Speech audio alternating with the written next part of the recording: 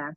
We are done graphing for a little bit and we're going to start something new. We're going to start radicals today and talking about square roots.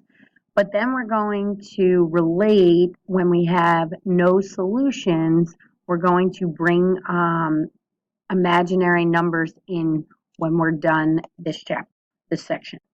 So let's talk first of all about a square root. What is a square root of a number b is a solution of the equation x squared equals b.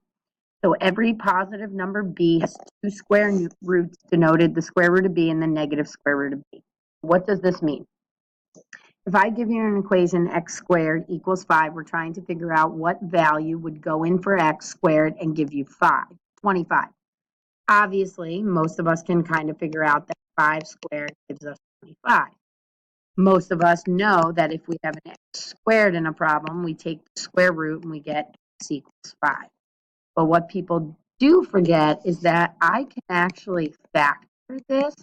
So if I move this over and set it equal to 0, I can factor x plus 5 and x minus 5 equals 0. And x would be negative 5 and 5. So if there's an equal sign, students tend to forget that there's actually two solutions to this answer. I can also put in negative 5 and get 25. So if there is an equation if there's an equal sign in the equation, you're looking for both values that when you take the square root of 25 will give you 25 back. So the answer is 5 and negative 5. As we work with radicals and taking the square roots of numbers, it would be nice if you can kind of pick up on perfect squares, numbers you've seen before. So for example, 4, 9, 16, 25, 36, 100, 121, these are all perfect squares, meaning that it can be broken into a number that gets exactly back to those. So the square root of 4 is 2 and negative 2, square root of 9 is 3 and negative 3. If I come to an example like this, now we're going to have to be able to simplify a radical. If you look at 75, that's not on our list. So we're not going to be able to just come up with one number that gives us 75. If I do look, though, I can see that the square root of 49 is 7 times 7. So I'm going to take my 7 out of there, and 3 times 7 is 21. So that's my final answer. If you can pick up that it's a perfect square right away and you know the answer. Now, I don't need to use the negative value of the square root of 49 because there's no equal sign. All I'm doing is simplifying. I'm not solving. So I don't have to keep going on. So square root of 49 in this case is just 7. Anytime we don't have a perfect square, you're going to get now. Sometimes people want to focus on a number that is a perfect square to make their life easier. I don't think you have to. All I'm going to do is come up with any factors you can think of for 75. So what I can think of is 25 and 3. And I'm going to figure out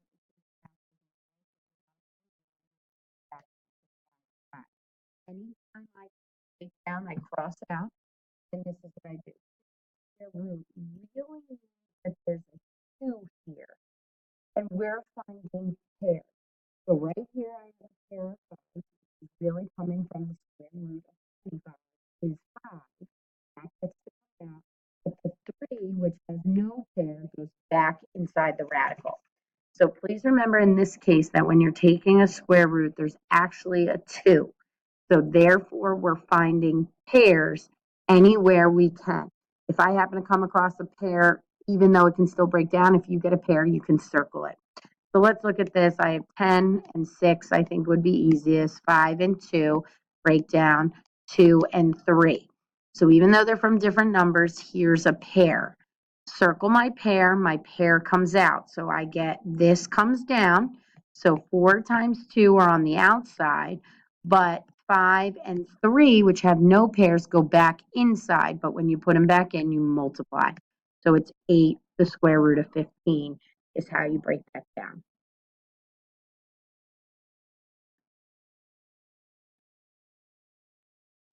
Okay, let's look at this one, and let's not fear too much that there's radicals,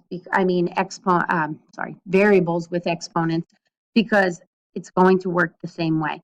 First thing I'm going to look at is that 24 and 75 are my two numbers, and no, they're not perfect squared. So I'm going to simply make a factor any factor. You could do 8 and 3, 6 and 4, 12 and 2. It doesn't matter. I can do 6 and 4. I'm going to break down 6 and 4 to 3 and 2 and 2 and 2. Then I cross out. I have 3 of a kind. Since this is a square root, I'm only looking for pairs. So I have one pair. So that's the 2 out in front. The 2 and 3 are going to go back inside. But because I have variables, I'm going to leave some room. All this means is that in theory, you have x, x, and x.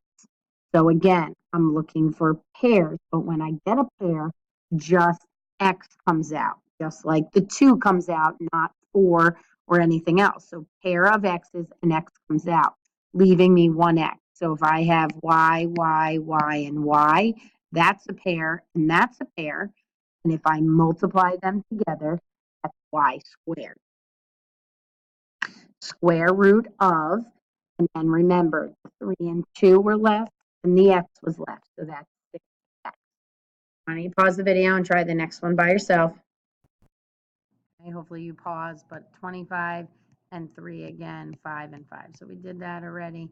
I'm looking for pairs. That's going to be 5 of them, so I know it's a pair here, I know it's a pair here, and one left over. I know that it's going to be 2 pairs here, and I know that it's going to be 1 pair here. In theory, what are we doing? We're really taking 5 and dividing it by 2. How many times does it go in? Evenly, 2 times with 1 left over. So it's going to be a 5 outside. X, I have 2 of them. Y, I have 2 of them. Z, I have 1 of them. And in my square root, I have a 3 and an X with no. So the 5, if I divide by 2, it goes in evenly 2 with 1 left over. 4 divided by 2 is 2 evenly, and 2 divided by 2 is 1. So you can look at it that way. So go ahead and pause the video. Please try both of these on your own quickly. Well, not quickly, but try them on your own, but pause the video. Pause the video, came back to this, that I have pair of 12s. 144 is a perfect square, so if you already know that the square root of 144 is 12, you could have went right putting a 12 here. I broke it down to be 12 and 12. I came across a pair right away. You can also circle it and be done. So I have 3. That gives me 1x in and 1x out. 5 is going to give me 2x, 2 y's out, and 1 in. 108, I broke down 427, 2 and 2, 9 and 3, 3 and 3. That's going to give me 2 and 3 on the outside. It's going to give me s squared on the outside. The 3 has no pair. The t has no pair. Goes back inside. Now we're going to look at cube roots, and it's really basically the same thing. You're trying to find what number that when I cube it will give me the value of 8. You just need to be careful with cubes because I can put in a 2 and cube it and get 8. But if I put in a -2 and cube it, it gives me -8. So we do not say that the cube root of 8 is 2 and -2. But we can, in theory, have the cube root of -8, and my answer is to be -2. I can never get that the square root of a number will come out negative. You can never put a negative inside the square root, which we already know that. So, for example, I cannot have negative the square root of 25 because no matter what I do when I square something, it becomes positive. But with a cube root, you are allowed negative answers. And the only thing I want to be advised is that when I'm breaking it down, instead of finding pairs, I'm now finding 3 of something. Perfect cubes, you can keep making your list. 1 times 1 times 1 is 1, and 2 times 2 times 2 is 8, and 3 times 3 times 3 is 27, and then they get larger. Here's a little chart, something to keep in mind, that if I'm taking the cube root of any number, it's going to have one real answer. And that's if it's odd. If I'm taking even any square roots, then we know that you're going to have two answers. If inside here's a positive number, I'm going to have one answer. If inside the radical is 0, and if inside the radical I have a negative, we have no real solution. This is the discriminant. This is what we've been talking about forever. Anytime it's even, you know this. If it's odd, then we'll have one real answer. So let's look at an example and we'll move on. So you could do this, except now it's the fourth root right here. So instead of me circling pairs, I'm going to circle 4 of a kind. So 9, 9, 3, 3, 3, 3. I need to circle all of these. So the fourth root of 81 is 3. Fifth root of 32, 8 and 4, 4 and 2, 2 and 2, and 2 and 2. So I need 5 to get me there. So the fifth root of 32 is 2. If this is an even number, it works just like as if it was a square root. Since this is a negative inside a radical with an even number, there is no real solution. Okay, no real solution. We'll talk later about imaginary. But this one is negative inside a radical, but it has a odd. So I'm going to break down 64.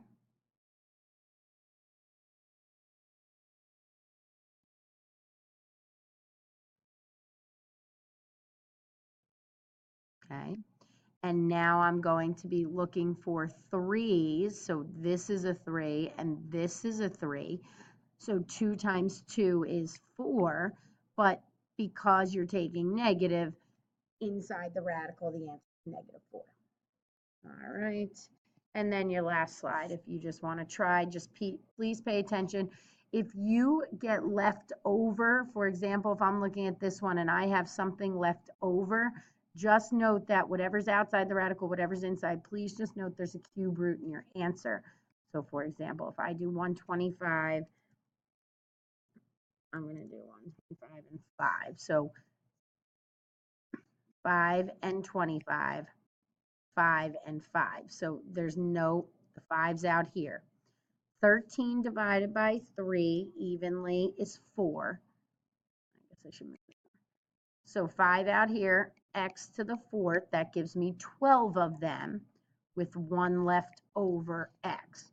9 divided by 3 is 3. So that's what that would look like, just leaving you. You just want to be conscious that this is a little 3 in here because it's the cube root.